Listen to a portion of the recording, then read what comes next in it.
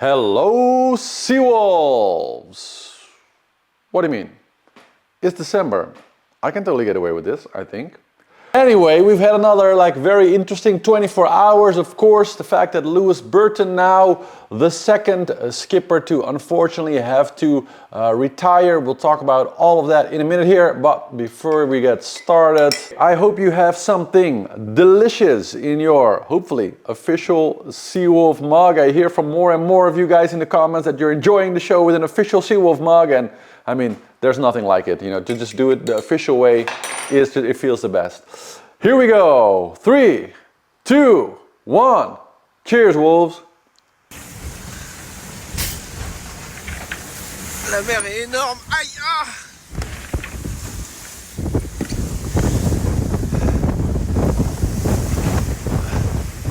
Le front est passé.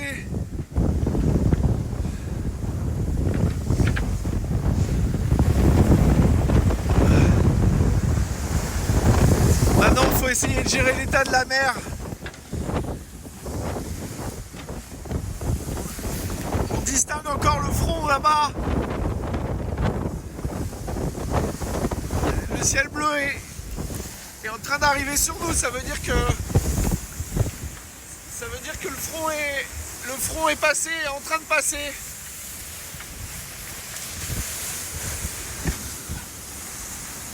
J'ai arisé la grand voile au maximum.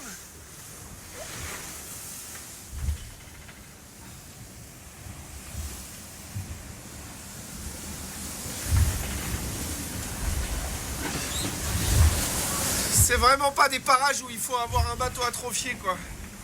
Yeah, and nice to, I guess, enjoy a few of those pretty beautiful and spectacular shots on board with Louis Burton as he is making his way to Cape Town. You can see on the tracker also his boat is now kind of, opaque because he's no longer competing. So he officially stepped out of the race. I'm sure that many of you already heard, but next to the considerable hull problems that he had earlier, big damage to his hull, which we have to admit, fixed like an epic lion, like the amount of effort that he put in to actually get his boat back into shape. But we already discussed then, is this signaling more structurally, problems maybe down the road? How fit is this boat going to be for the brutal violence that is the Southern Ocean? And having spent just a little time there, he did make it past the Cape. He did make it into some pretty great weather, but yesterday developed some structural problems with his rigging, making it simply too dangerous to continue on. So he relayed his course back to the Cape, and it's just unfortunately over for him. So sad to see him go. Of course, I think we all wish him the best, and just hope that he's still in some pretty bad weather, but let's hope that he just makes it to safety now as fast as possible. And thank you for his race. Then lots of other things going on. Of course, Charlie Dalin, my gosh, running out to quite an incredible lead now. You can jump in with me here real quick to see, even compared to Sebastien Simon, who, by the way, is also doing really incredible. So let us not forget that there are two guys down there who are taking quite an incredible risk, but are doing really fine. And at this time we see Charlie basically running out to quite an incredible lead. We can take a real quick look how much it is now compared to Sebastien Simon. 199 miles, so 200 miles ahead of the number 2. And well, it is very impressive. Charlie is absolutely sailing very in a very impressive way. At the same time, what he's doing is I would say the maximum risk strategy, and it is good to keep in mind that we are still maybe now around 35, maybe 37% or so of the race where Charlie is. So most of the rest is around 32, 34, something there, but he is quite a bit further along now. But that's still way beyond the 50% or before even the halfway mark. So this is something that we have to really keep in mind. It does look, and that goes, by the way, for both of the gents in front, that if we zoom here a little bit in and go into the actual routages and we look a bit ahead here, then you do see that as the storm sort of progresses, let me actually select him here, otherwise we can't see that. Then we do see that as the storm kind of progresses, so this is kind of now, and you can see that the really bad stuff is kind of a little bit north of where Sebastien is. They're both kind of sailing in the little bit lesser stuff near the center, kind of riding that lip. I talked about that earlier. But as they are making their way like really close to the ice gate, it seems that Sebastien Simon is going to get the full brunt of it in the next like 6-7 hours or so, and then throughout the day, really passing through a pretty bad and also wide patch, right? So it's not a small area. You can see that, yeah, it's going to catch up with him now, and then between them and the ice gate, there's just no more other place to go, and he's going to let this very strong part of this low kind of wash over, right? So he's going to get very strong winds from the back. And at the same time, we see that Charlie, because his position is a little bit more front, will also be caught up by the system. It will have died down a little bit more when it reaches him in wind strength, but we're still seeing that those are average speeds of 30 knots or so. So, you know, you can count on the fact that the gusts that he's going to be sustaining are still going to be in the 40, maybe up to 45 or even 50 knots range. So that is still pretty extreme, the situation that they're going to be going in. And you can see that the ice gate here also really forcing them kind of back up to a similar line where we see kind of Yom and Thomas Rouillant sort of go down to. So even in the prediction here, we see that once they actually sort of get past it, yep, that lead is still going to be there, but it is maybe a little bit less extreme in the end than we would have expected if you looked at the situation yesterday with the other boats kind of quite far behind and also above.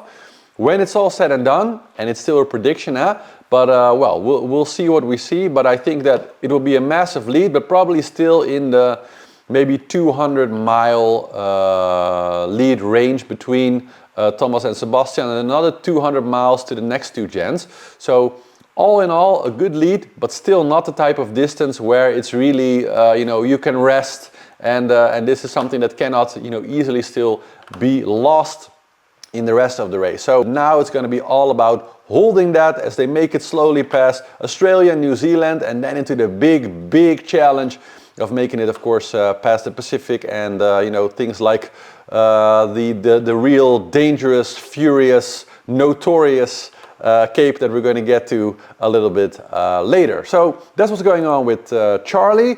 Then we have a little update on Conrad's pilot situation. Actually worked a little bit with his team yesterday, because there are some engineers in Holland actually that were involved or that were maybe able to help. As far as I understand now, so his main pilot is working, most of his other systems are up and running again because he was able to take some elements out and get everything to work again. The one thing that he hasn't gotten back up to speed again is his main pilot.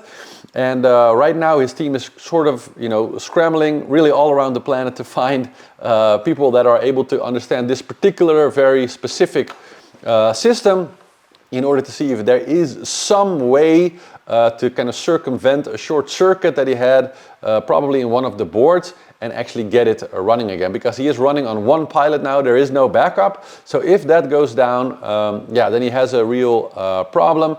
And if we also look at where Conrad is right now, yeah, he is in 30th position, but kind of heading just past the Cape of Good Hope in very strong winds.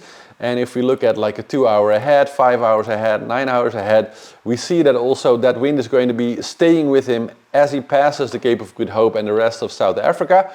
So for the next 10 hours or so, probably maybe 7 or 8, he is going to be staying in some very tough winds, which of course also makes it very hard for him to communicate and do anything, you know, to even start to address and fix that problem. So the situation there, still a little bit, everything's working, but still a little bit precarious. Okay, well, let's take a look at the rest of the fleet, because we discussed the leaders. So like I said, we have Joam and Thomas Rouillant here doing great. If we look at the initiative's Cur tracker here, which also has some prediction in there, and we go to the moment now, we can see that both of the gents have now again adjusted their course, and also, by the way, Jeremy Bijou and Nicholas Lundven behind there, heading more south again. So they pretty much got, if you look here, like a straight line now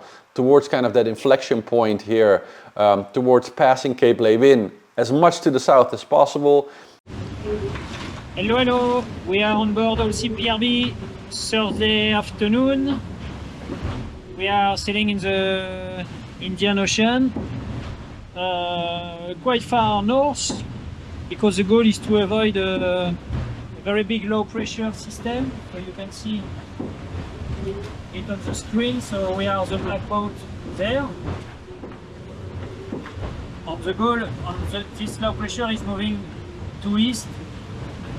And that's why a few days ago I decided to move north to avoid this very strong wind area with like 50-60 knots average, so maybe it goes to 70, I don't know, with sea state like 9 or 10 meters of waves. So the goal was to move north to avoid this tricky weather situation. So now we are sailing in like 20-25 knots, even less than that now. We have a small light patch, and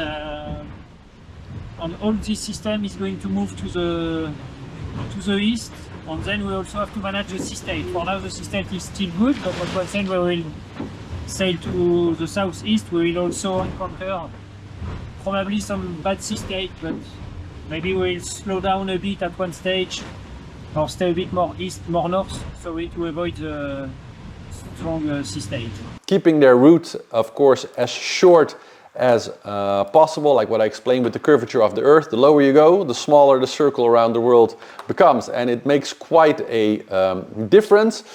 Behind them we see Vulnerable, we have Biotherm here, Pomelat, and Metro Coq, of course, winner of the previous Vendée. They kind of made their way past the high pressure that was kind of coming up behind the low pressure that was hitting the front guys.